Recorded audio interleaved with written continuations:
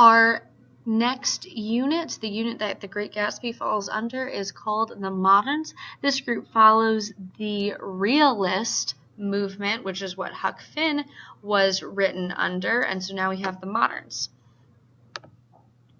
This literary and artistic movement took place between 1900 and 1950.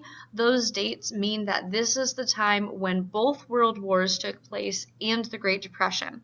It's a time of great contrast as the nation grows. You see a lot of disillusionment with traditions that seem spiritually empty, and disillusionment means negativity or pessimism, or just overall kind of bitterness or sadness. Rejection of traditional themes and styles, and it's a time of bold experimentation in all artistic areas. So we see the beginning of the Harlem Renaissance, where we see beat poetry and new styles of writing. The Harlem Renaissance also became the jazz movement, so we have a whole new type of music. We also see modern and not realistic painting, so it's a very abstract movement in art. And then we get a whole new style of literature, of course, too. World War I is what really started the feelings around and surrounding the modernist movement, which again is a pretty sad and depressing sort of feeling in American history. World War I, or the Great War, happened across the world between 1914 and 1918. The U.S. didn't enter the war until 1917, though. The death toll further disillusions America. So as more and more young soldiers died, more and more negativity was felt across the country. A famous quote, and a quote that really exemplifies what was happening and the feelings happening in our country, was written by William Leuchtenberg in his literature, or in his book, The Perils of Prosperity. He said, World War I destroyed faith in progress, but it did more than that. It made clear to perceptive thinkers that violence prowled underneath man's apparent harmony and rationality. So even a good man feels this necessity of violence. That's how he felt about the war, and that's what a lot of people thought the war showed, is that people are naturally dangerous and violent.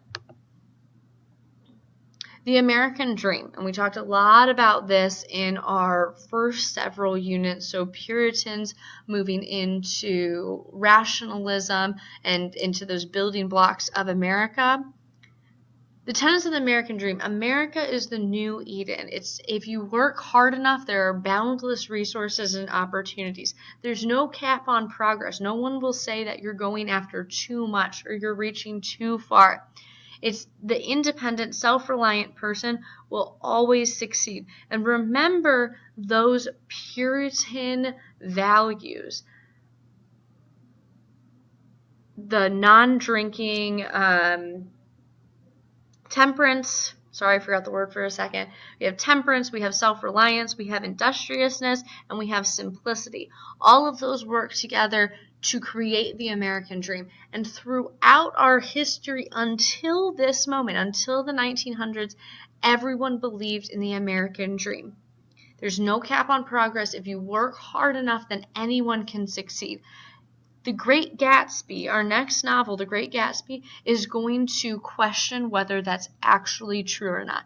Can you succeed? Is the American dream possible? And is it something that we can all succeed in? Is it something that's possible for all people, or is it just possible for some people?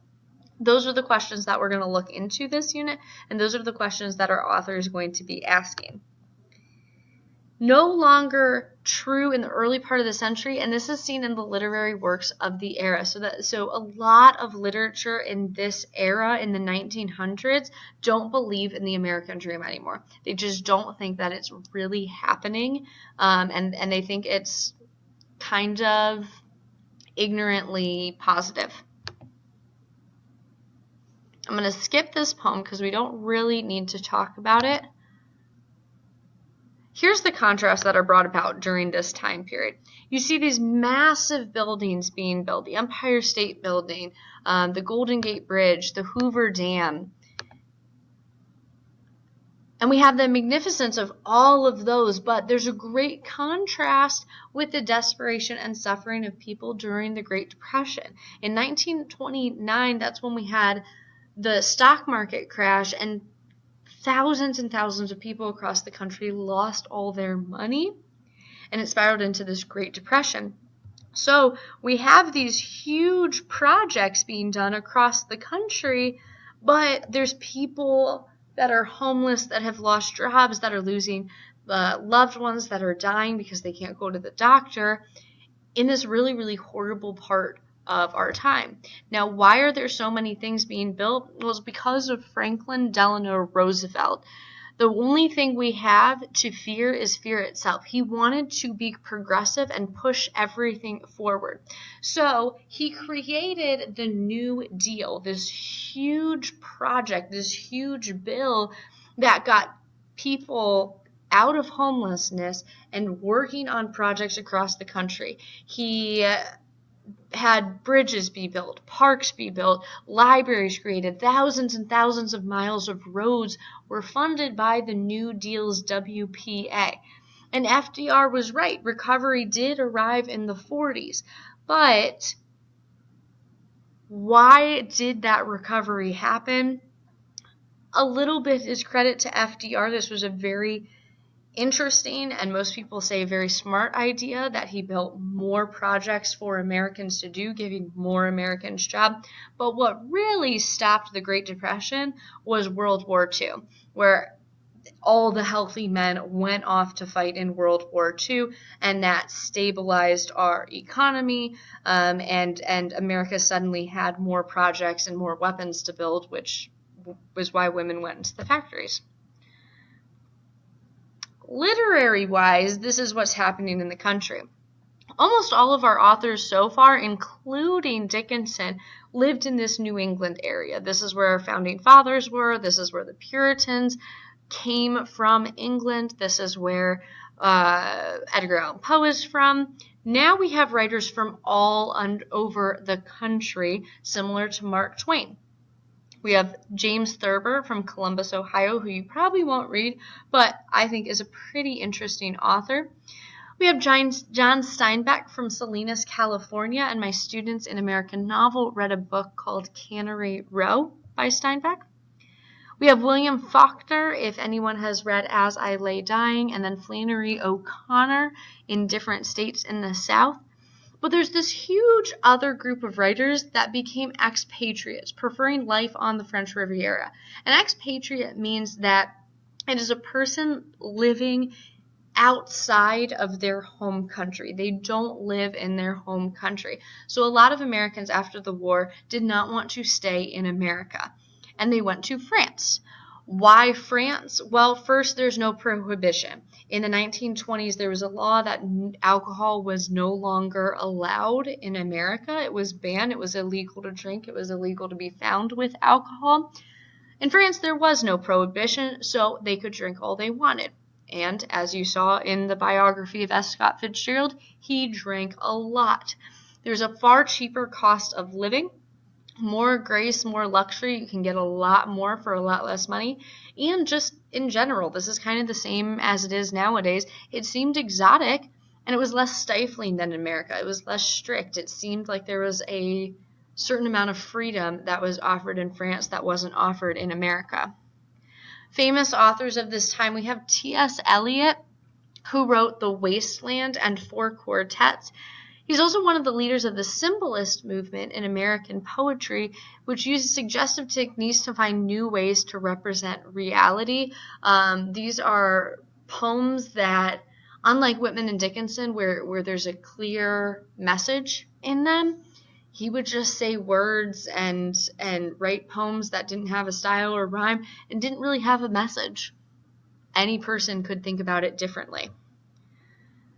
Also, part of this symbolist movement, William Carlos Williams, E.E. Cummings, and Wallace Stevens. He also wrote a book of poetry, which was the inspiration for the hit musical Cats. So if I have any musical or drama people in the room, highly recommend T.S. Eliot's book that created Cats. Each poem is about a different cat. Each song from Cats is about a different cat. Moving on. One of the most important people that are part of this movement, it is Gertrude Stein. She is a woman that is far ahead of her time. She is best known for her essays and her poems, but she also wrote several books. And Gertrude Stein is the one who coined the term the Lost Generation. And the Lost Generation refers to all the men who fought in World War I, but who came back and did not see a point in living. Meaning they came back home, and after seeing hundreds of their comrades die, hundreds of soldiers die around them, they questioned, what is the point of life? If there's all this violence and all this pain and all this suffering, why am I still here? Why did I make it out and others didn't? And what is the point of us being alive? And this lost generation, which includes T.S. Eliot, it includes our next guy, Ernest Hemingway, and it definitely includes F. Scott Fitzgerald, this group thought there was no point in living. And so they're going to live doing whatever they want, whenever they want to, which for Fitzgerald meant he slept with a lot of different women, and he drank all the time. He drank so much that he died in his early 40s. They kind of wasted away their lives, hence T.S. Eliot's poem, The Wasteland, wasted away their lives because they didn't know what the point was to being alive when they had seen so many thousands of people die that were their age. Gertrude Stein called them the Lost Generation, meaning this group of men was all lost. Women included as well, but mostly it referred to men because men were mostly soldiers at the time. Ernest Hemingway, very, very famous American author as well, wrote Old Man and the Sea and For Whom the Bell Tolls. And then we have F. Scott Fitzgerald, who wrote, of course, The Great Gatsby, but also The Beautiful and the Damned and This Side of Paradise. All four are very celebrated American writers on both continents, so America and in France. All four are drinking buddies with musicians like Cole Porter and artists like Pablo Picasso. They were always hanging out together, and they'd always be seen at different cafes in France drinking. This environment leads to an explosion of creativity and cynicism about America. They all kind of fed off each other's creativity, but they all fed off of each other's negativity as well. Let's move on past this. We are going to watch this movie later in the year, which is all about, well, it's a really good movie, but Owen Wilson thinks he goes back in time to the 1920s and meets all of these characters. And then let's just end here because you have more notes to take. The Harlem Renaissance will be our next unit, where we get to really experiment with art and music for once and read some different kinds of poetry. So make sure you take all your notes, and once you're done filling in all the blanks, please show it to me so I will give you credit for today.